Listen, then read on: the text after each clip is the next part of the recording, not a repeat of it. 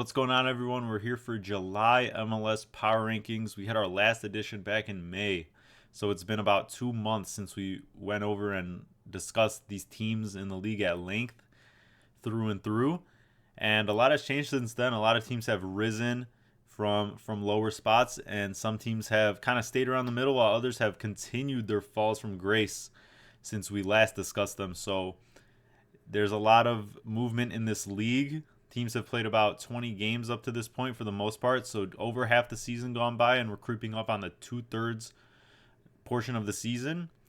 And these next couple months, the dog days of summer, are coming up, and it's going to be crucial for these teams because there's so much parity in this league, and that's the beauty of it, because there's been top dogs who have kind of stayed at the top in their respective conferences, while others have kind of separated themselves from the playoff line to kind of get a chokehold on those final playoff spots or home playoff games as well, while others have just been scratching and clawing to kind of remain in those last few spots and not fall too far out of the race.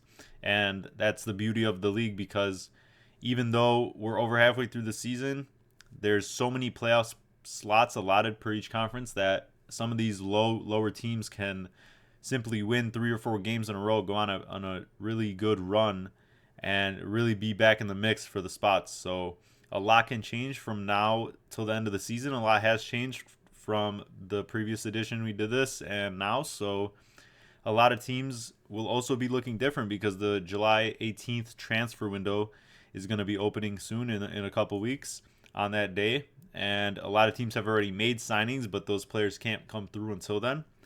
And it's been, mostly it's been spread throughout the league, but some of these lower teams right now who are looking down are really going to need those players, and they might, rise by the next month's edition, by Leagues Cup time, and later on in the year. So anything can change in this league. A lot of teams are looking forward to that transfer window, while others have really stepped up their game in the last couple months or so. So it's good to go over these teams and see where everyone stands, and what we're going to go over, what every team really needs to look out for, who they're planning on getting in this transfer window, and how they can look different, and what's really happened to either, hurt their position in these power rankings or help them. So let's get into July MLS power rankings. So we're going to start with the bottom and work our way up here. And as you can see, this first section titled Unacceptable Streaks and Zero Hope. We're going to start with the Zero Hope side. We're going to start with the Earthquakes at 29th. They only dropped one spot from 2 months ago. And there's not much to say about this team. I mean, 5 losses in a row, 7 losses in their last 8. The only result other than that being a draw. They're dead last in the West. They have 11 points. They're 17 points off the playoff line. And if you can make a case for any team to, the season to be over, I think it's here. I think this is too big of a bridge to gap. And yeah, I mean, 54 goals conceded in 20 games, over 2 goals a game now.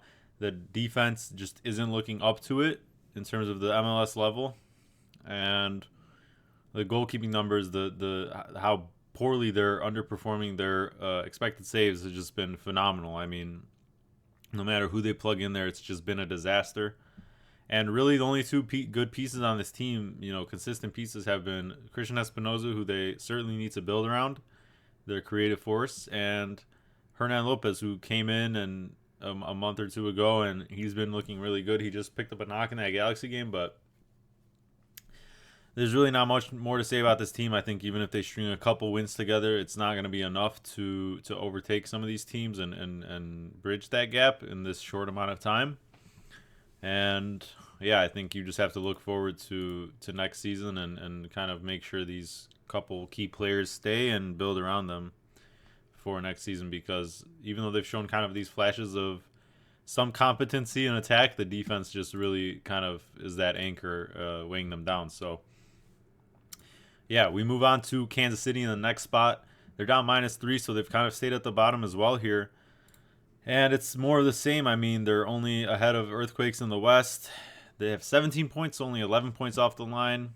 A little bit more manageable, but for me, still isn't gone. And I think it's primarily because this organization must believe that he's going to pull something like last year where they also had a horrible start, but they came back, climbed up, got in those last few playoff spots, and then ended up with probably the upset of the entire playoffs in the first round and upset first seed St. Louis in their first year. So I just don't see that repeating here. There's too many aging players, too much dead weight, and changes definitely need to be made. And I think if they haven't changed the coach now, they won't, until the end of the season. They won't do a midseason, and it's just gonna. I just don't see it changing under his, leadership. I think the players just aren't there, and the defense as well has been really weighing them down. The only worst team, obviously, San Jose in terms of goals allowed. So not much more to speak of with this team.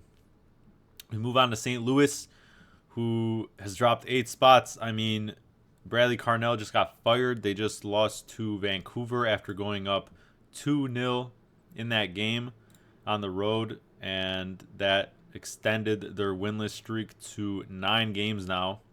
They've lost 6 of those 9. And yeah, they're on par with wins with San Jose, but they have 10 draws, which is no one has matched or, past that mark in the rest of the league. And honestly, you can't talk about this team without all the injuries they've had, obviously, with Pompeu, Ostrak out for the year, as well. And the defensive kind of carousel has continued. There's so much rotation. None of these players can consistently stay healthy. And they're really just been leaving Berkey out to dry this whole season. And I mean, last time I was still high on this team because with Lowen back now for good, fully healthy and all that, and I just the creation I feel like has been there. There's still some creativity, but the finishing has just been absolutely atrocious. João Klaus is definitely a shell of himself. They definitely need better production up there, and they're definitely going to be excited to have Marcel Hartel come in the July transfer window. They signed him from St. Pauli from Bundesliga 2. He's an attacking midfielder, and he just had basically the season of his life. His numbers before that weren't good, so they're really expecting him to contribute right away, and that he's in the form of his life right now. And I think that's kind of really part of what they need, because him and Lowen can really unlock this team, but the finishing is definitely the number one thing that has to improve here, as well as the defensive issues.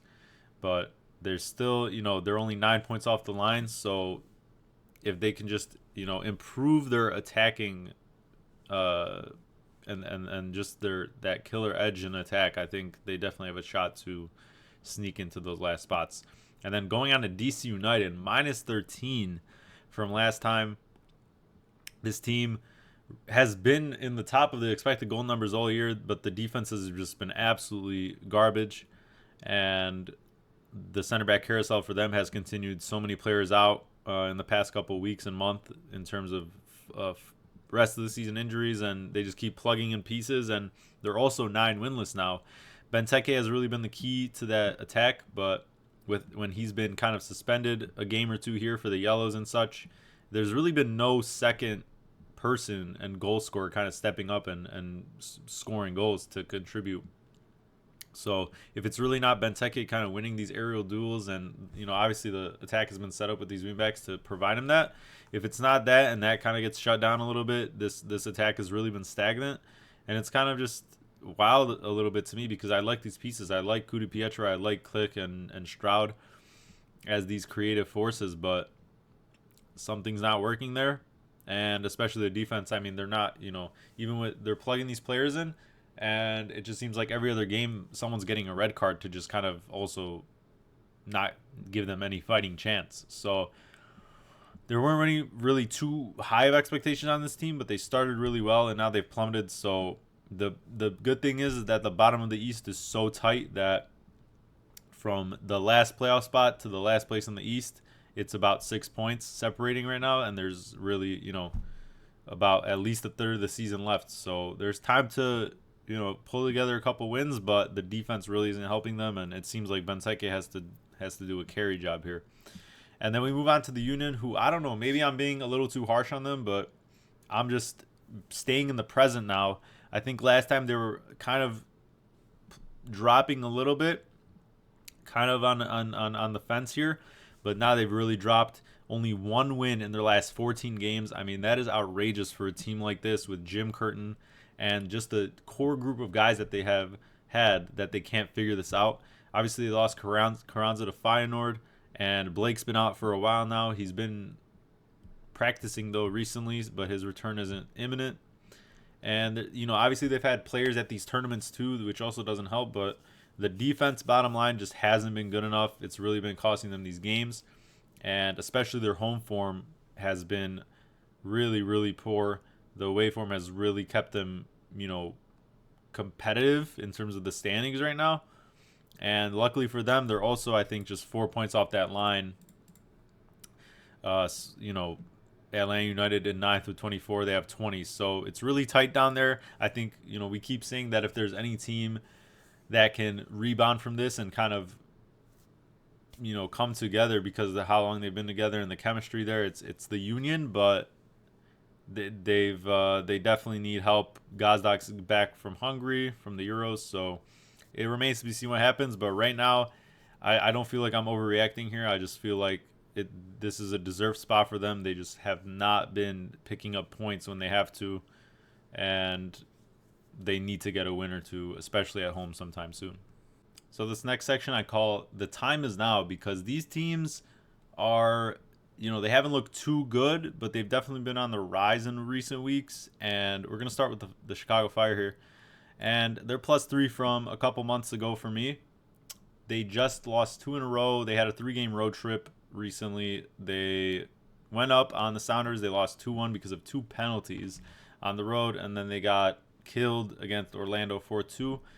But before that, they had 2 wins and 2 draws without Shaqiri, so now they're 2-2 and 2 without him, as he's been gone for these Euros.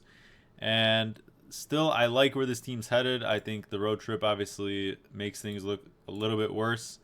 There could be some bias involved here with me as a fan, but I like where this team's headed. I think with the transfer window coming up, Shaqiri's still at the Euros of Switzerland, and I think they really need to move on from him and offload that contract. And, it remains to be seen if they, add a certain type of other, attacking midfielder and creative piece. And that could be the difference here. But I like where they're headed. I think they're going to have a more stretch of home games here. They have the Union next, this midweek slate, which is a very vulnerable team right now. And once again, I mean, they are bottom of the East right now, but I just simply don't think that they're worse than the teams that I have already mentioned in the East at the moment. And there's definitely room to make a run if you string together a couple wins here. 18 points, so they're only 6 points off the line. Everyone has remained relatively healthy. I think Brian Gutierrez, if he continues to be allowed to play in this 10 role and Shaqiri is gone, then we'll see some improvements.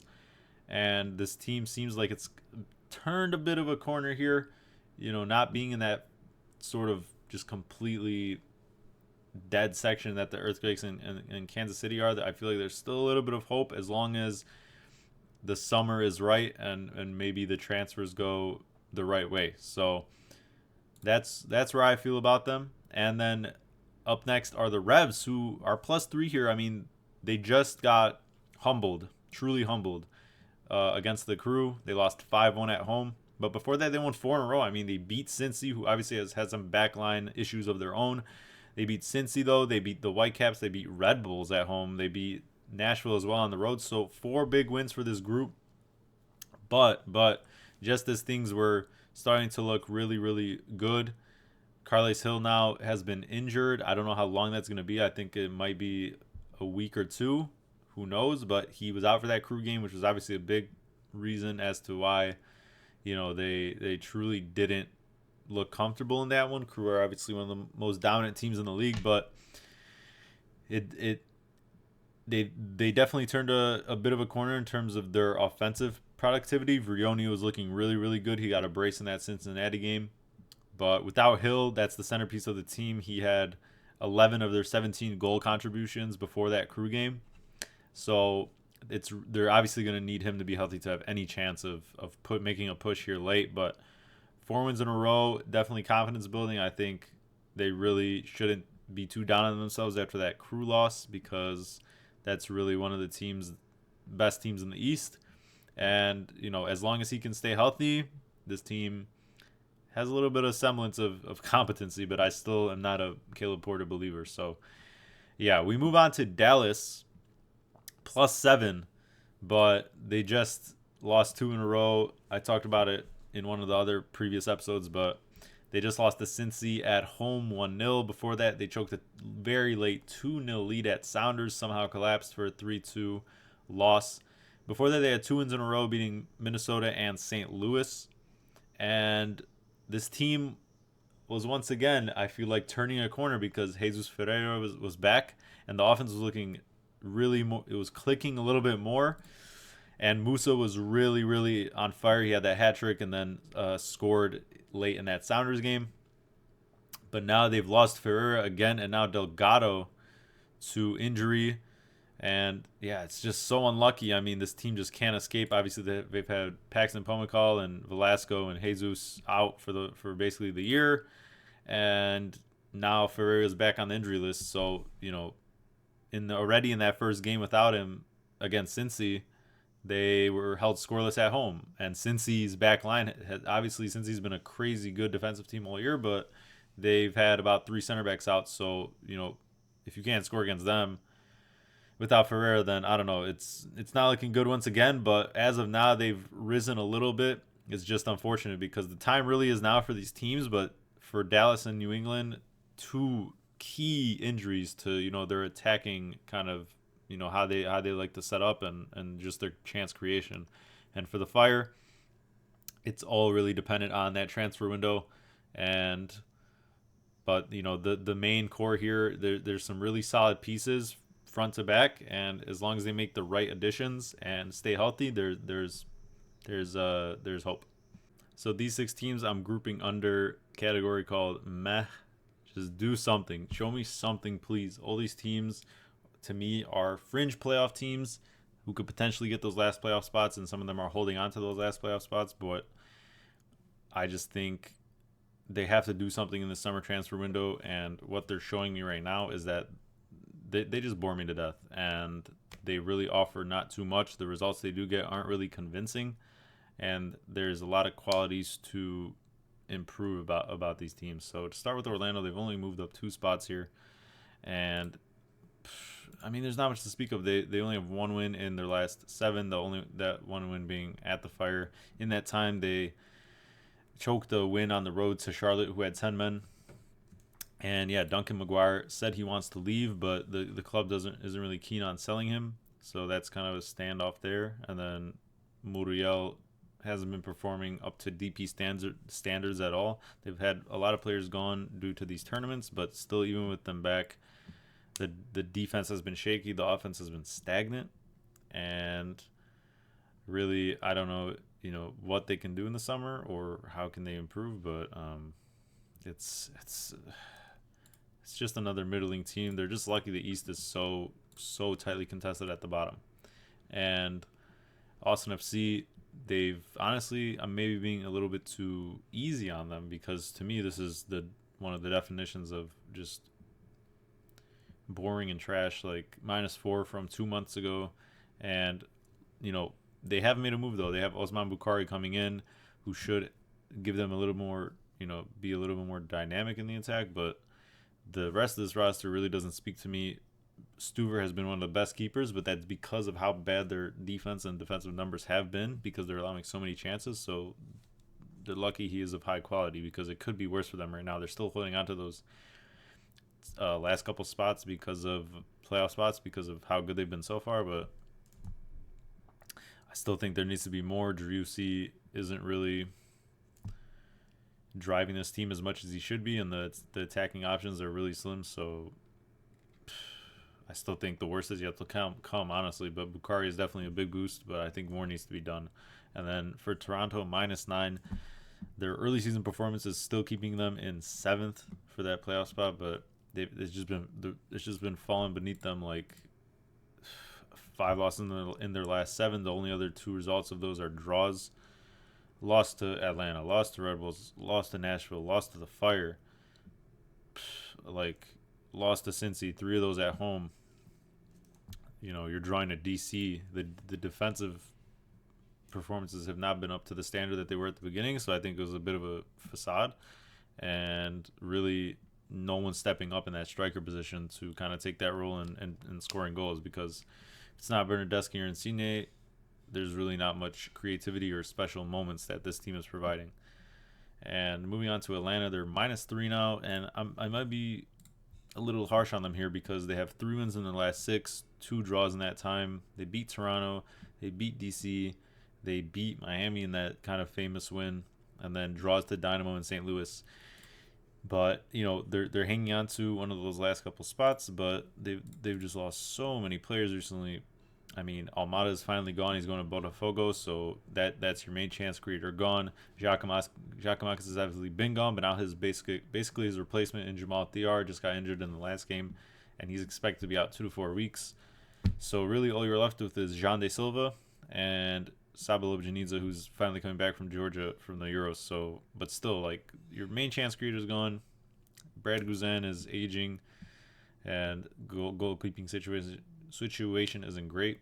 And I just don't see, the team has been prone to obviously making splashes in these transfer windows and resupplying the troops, but they obviously have to do that and show that. So right now they're still this low for me, and things can improve. But right now the depth of this team is definitely need to add to what they have right now and replace these big losses.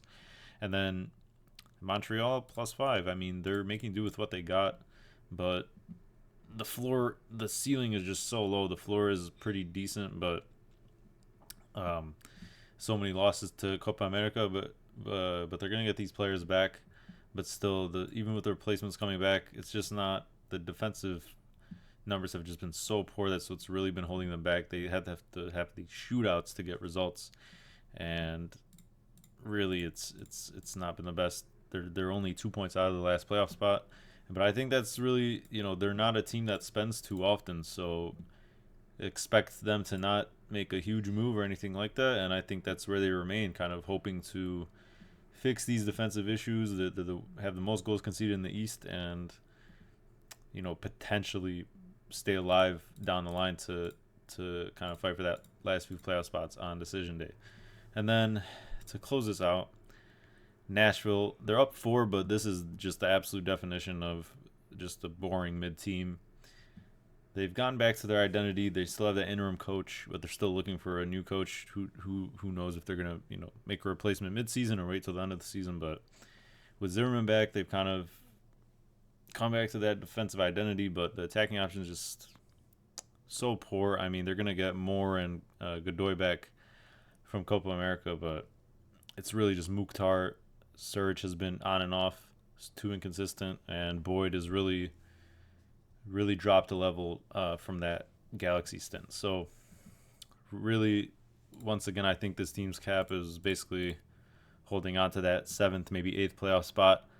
And the defense is there, but against the higher end teams, they're going to need to score goals, and I just don't see them, doing that. Or when they get down, this whole structure just breaks down, and they're not really able to create too much. So all these teams, they really need to do something in the summer, and it remains to be seen if they do. Austin obviously made a big move to help their attacking chances, but yeah, please do something. Here we got a good old-fashioned Western bloodbath. All these teams between 5th and 9th in the Western standings, and yeah, it's just how it turned out. We have, starting out with Sounders +6 actually from 2 months ago. They've definitely improved a bit. They have 4 wins in their last 7, 3 of those coming at home. They've pulled out back-to-back wins against the Fire and Dallas, coming back from 2-0 against Dallas and then 2 pens against the Fire. So not the most convincing performances. Definitely, not dominating teams, but picking up home points as you have to in MLS, and they've quietly scored 2+ in the last 4 games. So the offense is definitely improving. They just got Pedro de la Vega back, which I'm pretty sure he drew one of those penalties in that game. So he's definitely been a creative force they've been looking for all year. They've been kind of being cautious with him. He showed signs in that opening game against LAFC and then went down injured, I think, in that game or the next game. And he's been out basically since then. So if he can stay healthy, that's a big boost for them. And still this team, has a lot of age to it, but Brian Schmetzer is obviously an experienced coach, one of those teams where you just expect them to kind of turn it around and at least make the playoffs, because that last year was, like, I think one of the first time it's in the playoffs in God knows how long. So sitting in ninth right now, that last playoff spot, with Austin really the only one on their tail in those five teams below them. So definitely looking better right now. And you know the striker options haven't been too consistent, but we'll see how this team looks differently with De La Vega back with a little bit better health. And right now, a playoff spot is good for this team with over a third of the season left. And then we move on to the Whitecaps, -8 from 2 months ago. And they're not in a horrible spot right now, but they were much higher last time. They were one of those top four playoff teams in the West back then, and they've really fallen recently. Just inconsistent results. The offense they really went on a bad streak where they really couldn't score. And in the past 6 games, though, 3 wins, 3 losses, so still some inconsistency. And they just beat St. Louis coming back from 2-0. Brian White definitely needed that game. Hat trick for him. Gauld's been kind of carrying the load in terms of the attack, but Brian White definitely needed that to kind of get off the mark a little bit more and just feel a bit more confident. And they've had a lot of midfielders out that are crucial to this kind of system they have because of Copa America, so they're going to be getting those players back here soon in the next week or so, depending on most of these teams have been these CONCACAF teams that they're in have been eliminated, so that'll definitely help their chances. But still hanging around. I expect them to be a little bit better, kind of around fifth or so, and they're only 2 points off that. Fifth through 10th is literally separated by 2 points, so not too much to look into there. There's a lot of room for movement, obviously, which is one win. So, but since 2 months ago, overall they've generally taken a step back. And same here for Minnesota. Minnesota had no expectations really into this season. They had a lot of transition, new coach, really didn't expect much. They started off really, really well, but recently, because of Copa America, with all these Canadian players on this team and other injuries to Pookie and some other players, the offense hasn't looked as good. Olusei obviously still gone with Canada, and they've definitely been in a rut recently. They have 4 losses in a row now, 5 losses in their last 7. Their only win coming at home against Kansas City in that time. And they just lost to Timbers, who are just above them in the standings by 1 point. So they definitely are going to need those, key players back to hang around in these standings. I think if you looked at this before the season and you saw them here at this point, they would definitely, everyone would see this as a success. It's just that, since about 2 months ago when they were really, really cruising, all these factors have kind of made them fall a little bit. But overall, this is still really positive for them, and there's still room to move as long as these players come back and they can handle this next week or two before the transfer window. And when these tournaments are officially over, then they should be in a good spot to continue hanging around and solidifying a playoff spot. And then we have the Timbers, one of the biggest jumps here at 12th. They've risen 12 from last time, and wow, what a turnover. 3 wins on the bounce, 5 wins in their last 7, and those other 2 results were draws. So unbeaten in 7. They haven't lost since May 18th, so it's been about a month and a half now. They just pulled off a comeback win against Minnesota. They beat Whitecaps at home as well. They beat Earthquakes in that time. Their home form has definitely been improving, and even with Craig Pogon and Miller and Araujo to these tournaments, an already suspect defense has really been improving. Obviously, the West is a little bit weaker, and that's been the core of their opponents in this span, but I mean, they're getting the job done and separating themselves from these other teams. So bravo to them.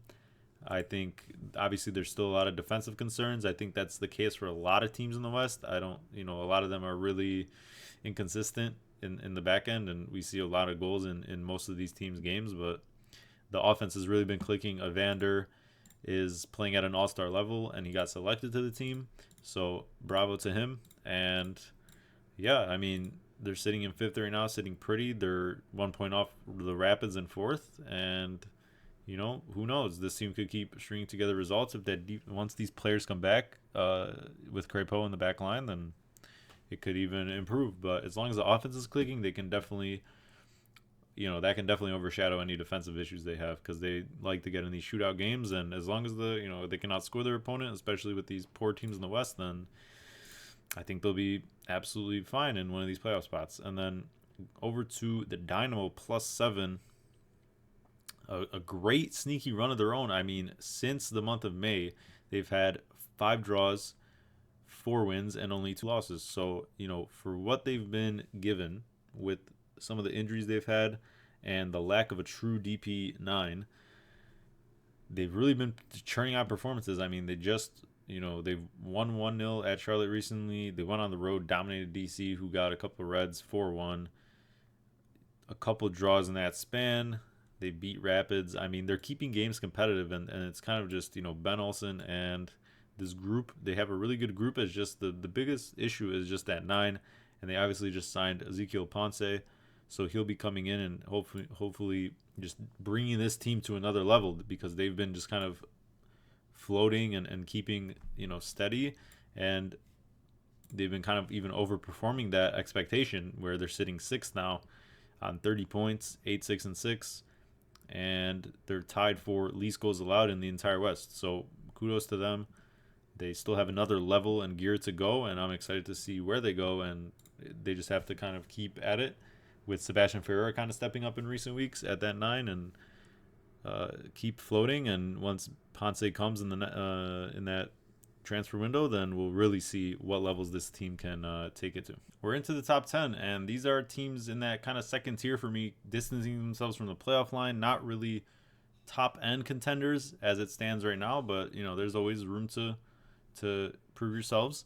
But yeah, here we start with Charlotte. They're up +4, and really not too many notes for this team. Their home dominance is second to none. The shutout streak there is just unbelievable.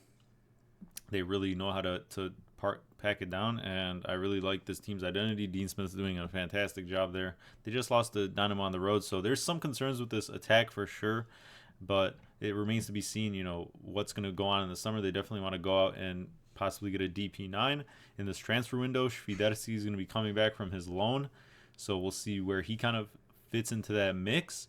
But besides that, Abada, Vargas, the rest of the group, the defense is as solid as it can be. It's really just how far this attack's potential can go. And they're really sitting, in a good spot right now. They're 6th in the East. They're only 3 points behind Red Bulls, who are in 3rd. So the sky's the limit as long as they can make the transactions right and really get a high-end number 9 to take this team to the next level. And then Rapids actually stay in 9th from 2 months ago.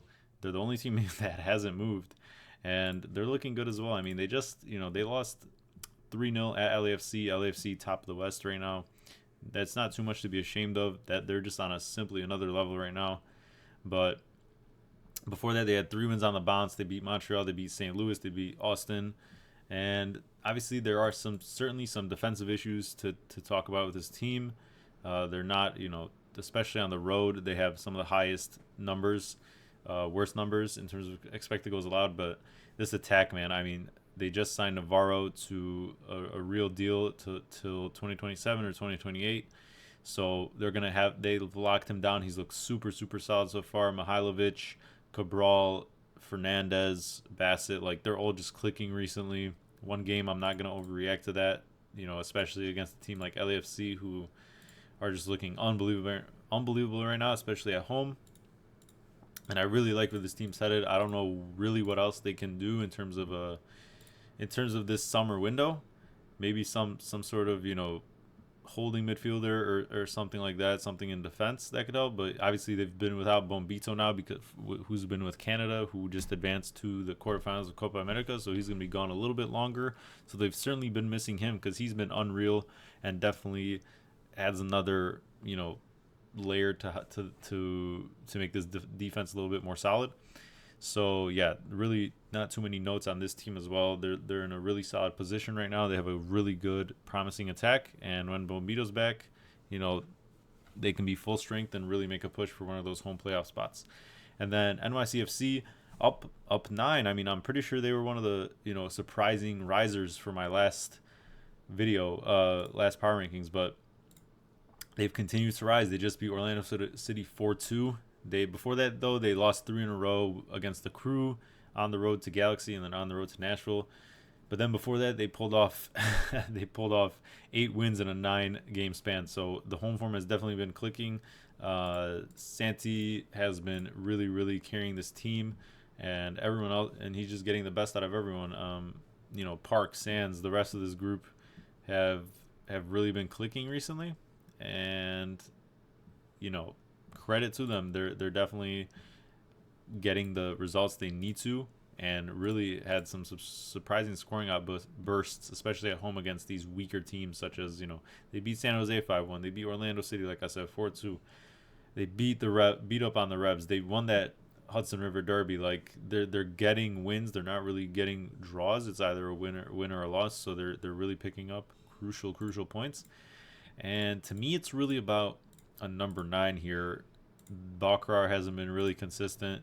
The other options really haven't been stepping up as well. So I would feel like that's really the only area where they really need to improve to kind of get into that top kind of level in this next tier I'm going to get to. But Matt Freese as well has just been one of the best keepers in the league this season as well. And there's a lot to like about this team, but once again, same kind of situation as Charlotte. A DP number 9 or something like that would really, really help this team. And we move on to Red Bulls, who they were 8th before, they were 8th before, and now they're up 1 in 7th. Kind of more of the same. Defensively solid. Their home form has been really, really good. They still haven't lost at home, and they did just actually tie to DC when they were on a red, so a little bit of a disappointing result there. But Forsberg's been out for a couple games now, almost a handful of games with some foot injury, so that's kind of added to that. Lewis Morgan's been gone with the Euros. He's gonna be back though, or has been back, and hasn't really featured yet. So everyone's been kind of dealing with people gone, some injuries, and we're gonna see these teams really get back to full strength here soon for the most part.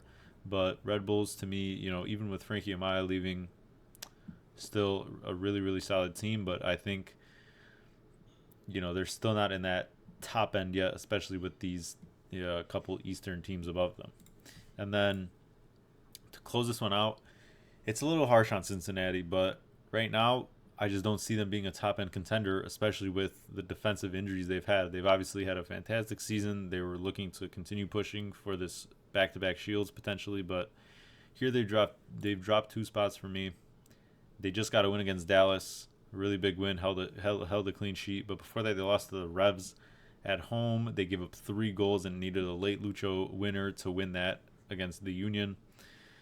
And yeah, I mean, it really remains to be seen how much these defensive injuries like Haglund, Miazga, Kip Keller's kind of been in and out. It really remains to be seen how they're really going to get through this. I don't see them, because of that, what they've kind of built that foundation on, their identity.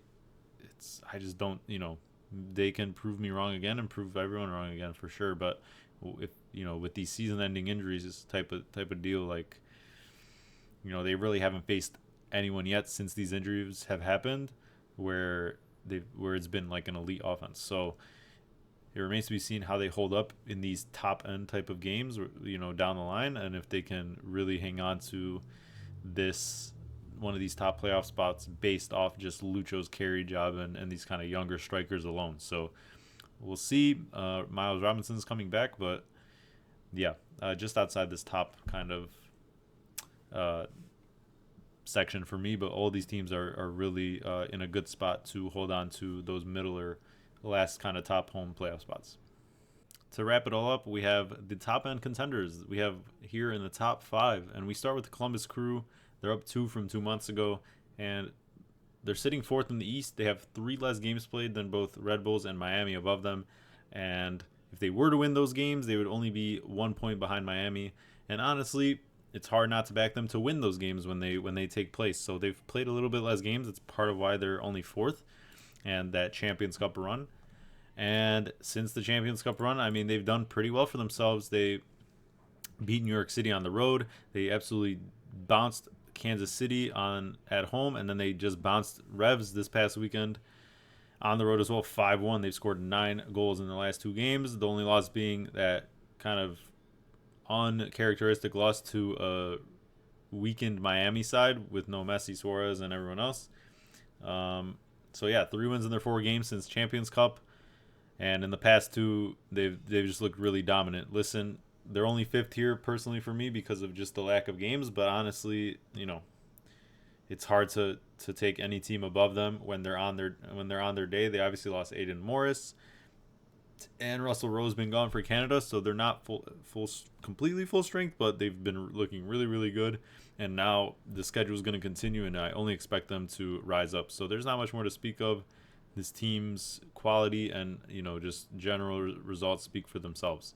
And then we move on to Galaxy, who's in 4th. They're up +1 for me, and the only reason I don't have them above RSL here, even though they beat RSL with no Chicharrongo for RSL, no Ricky Puig in that game for Galaxy. But listen, I'm not going to go off one game because RSL was on a 15-match unbeaten run before that game, so whatever. But that's just my personal opinion. But just to stick to Galaxy, they've won their last 4. They've held 3 clean sheets in a row. Shockingly, the defense has definitely improved. I think a little bit overreaction at the start of the year in terms of how bad it is, but Neil's been really, really good, and it's just been generally better. Ricky Puig is finally back.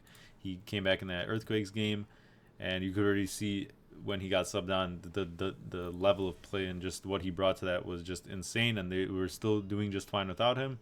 And they're sitting second only behind LAFC with 1 more game played in the West. So that El Trafico's coming up. They have the chance to overtake them, and that's obviously the big marquee matchup this midweek. So they're looking really, really good. The defense is improving, and that's why they are remaining and staying in this top-end contender, because if they can hold on and continue to play at least average defense, then their offense will keep them obviously in this higher end of the Western standings and give them a chance down the line in the playoffs.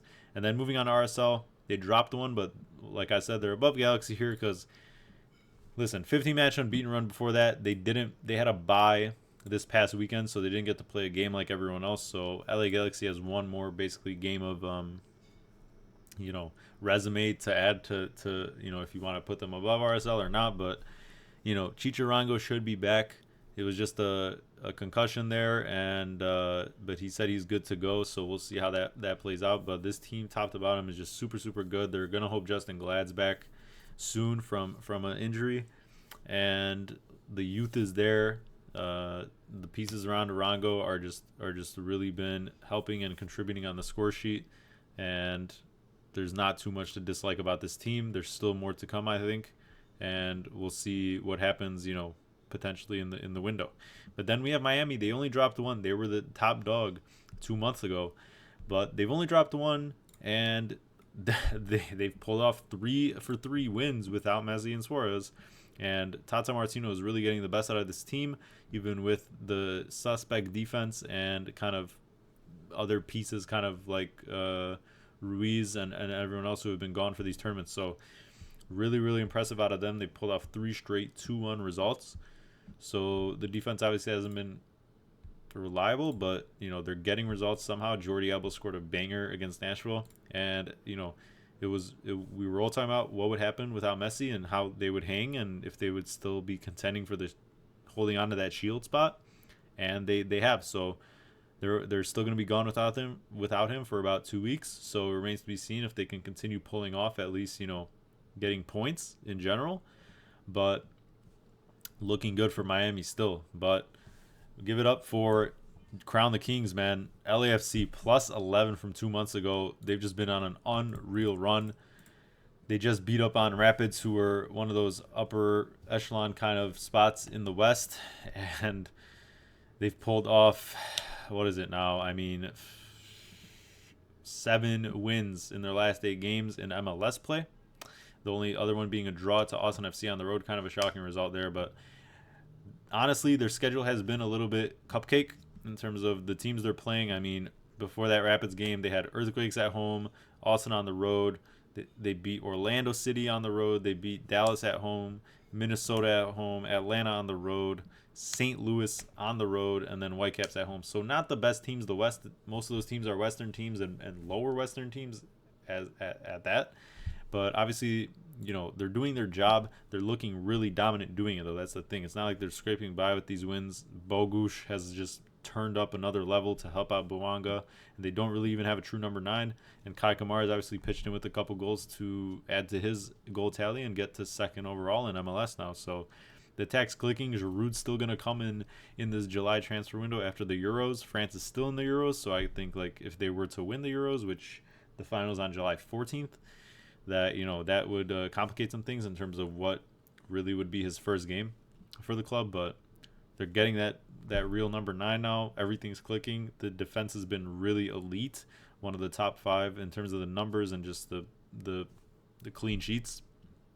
But the West is a little weaker this year in terms of from those top 3 or 4 teams. But LAFC, man, just looking good and looking ahead to that El Tráfico match. They won the first one at home, but now this one's going to be at the Rose Bowl for the July 4th game. So all eyes are on that. It's going to be the match of the week, and they're looking to keep this really, really impressive unbeaten run going. So look out for that game. We have the midweek slate, July 3rd and 4th, Wednesday and Thursday, and then we have another slate the coming weekends. So there's going to be a lot of movement once again. The July window is going to be opening here soon, and a lot of teams are potentially going to be making moves.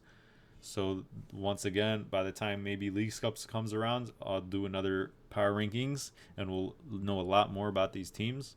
And it could look a lot different, just like it has changed from the beginning of May to the beginning of July here. So yeah, thanks for tuning in, guys, and listening to my spiel about these teams. But yeah, I'll see you in the next video.